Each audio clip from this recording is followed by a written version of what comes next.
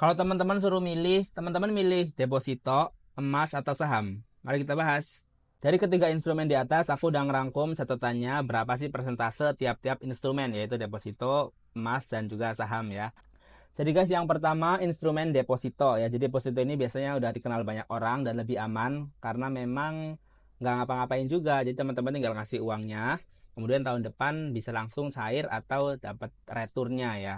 Nah, bunga deposito ini sayangnya tuh kecil, yaitu sekitar 3 sampai 5% aja. Nah, yang kedua ada instrumen emas. Jadi instrumen emas ini juga udah dikenal banyak orang. Kalau kita beli pasti naik, entah itu 1, 2, 3 tahun bahkan 10 tahun ke depan pasti harganya naik.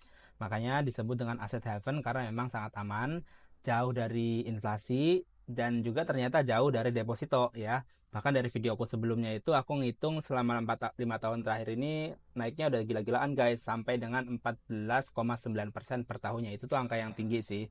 Sedangkan kalau kita tarik dari tahun 1950-an itu tuh sebenarnya kenaikannya di rata-rata sekitar 7 sampai 8 persenan.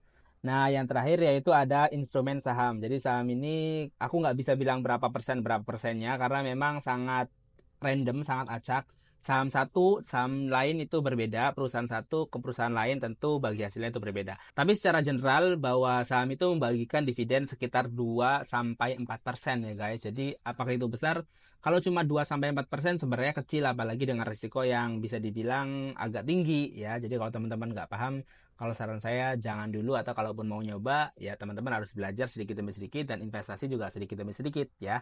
Jadi menurut kalian gimana? Dari ketiga instrumen tadi, apakah deposito, apakah emas, atau saham? Terus kolom komentar. Bye.